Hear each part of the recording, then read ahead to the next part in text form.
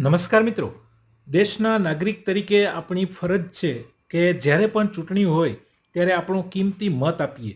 આવા સમયે સૌથી અગત્યની બાબત એ છે કે મતદાર યાદીમાં આપણું નામ ચેક કરવું. ઘણીવાર એવું બને છે કે ઘરના સભ્યોમાં અમુક સભ્યોના નામ બીજા વિસ્તારમાં કે બીજા ભાગ નંબરમાં બોલાતું હોય, ત્યારે હવે તમે ઓનલાઈન ચેક કરી શકો છો કે મારું નામ કયા વિસ્તારમાં છે અથવા તો મારે મત આપવા ક્યાં જવાનું છે. તમારું નામ જે વિસ્તારની મતદાર યાદીમાં હશે ત્યાં જ તમે મત આપી શકશો. તો આ કેવી રીતે ચેક કરવું, ચાલો જોઈએ.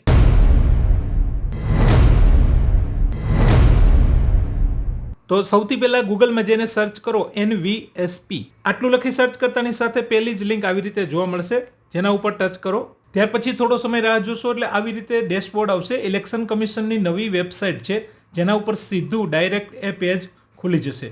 તો આવી રીતે આ પેજ જોવા મળશે. તમે જો ટાઈપ કરી શકતા હોય તો voters.eci.gov.in સીધું આ URL પણ ટાઈપ કરી શકો છો. તો હવે આમાં નીચે જોશો તો નીચે અલગ અલગ ઓપ્શન જોવા મળશે. ચૂંટણી કાર્ડને લગતી વિવિધ જે ઓનલાઈન કામગીરી છે એમના માટેનો આ પોર્ટલ છે, જે અહીંયાથી તમે ઓનલાઈન એપ્લિકેશન કરી શકો છો. તો આમાં જે ઓપ્શન છે એમાંથી એક ઓપ્શન આવો હશે, સર્ચ ઇન ઇલેક્ટોરલ રોલ. તો આના ઉપર જવાનું છે.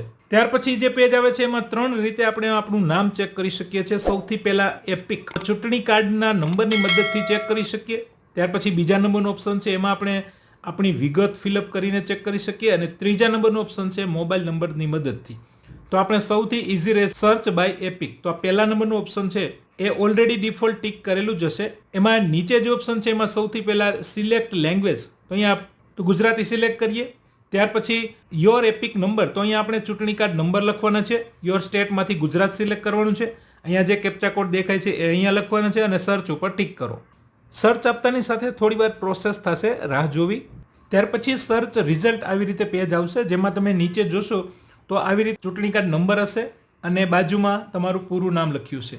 સાઈડમાં તમે આવી રીતે સ્ક્રીન કરી શકો છો, જેથી બીજી વિગત તમને જોવા મળશે, જેમાં રિલેટિવનું નામ હશે, સ્ટેટ હશે, જિલ્લો હશે, વિધાનસભા નંબર હશે, ભાગ નંબર હશે અને પોલિંગ સ્ટેશન કે તમારે મત આપવા ક્યાં જવાનું છે.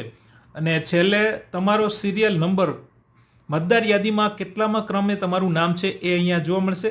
વ્યૂ ડિટેલ્સ ઉપર ક્લિક કરશો તો તમે વિગતવાર જોઈ શકશો. જેમ કે વ્યૂ ડિટેલ્સ ઉપર ક્લિક કરતા મતદારની વિગત આવી રીતે જોવા મળશે, જેમાં આપણા ચૂંટણી કાર્ડમાં જેટલી વિગત છે એટલી તમે અહીંયા વ્યવસ્થિત રીતે વાંચી શકશો અને જોઈ શકશો. આનો સ્ક્રીનશોટ પણ તમે લઈ શકો છો અને સાચવી શકો છો. તો આશા છે વિડીયોમાં આપેલ માહિતીથી તમને ખ્યાલ આવી ગયો હશે. લોકશાહીના આ પર્વમાં આપણો કિંમતી મત આપીએ અને આપણી ફરજ નિભાવીએ.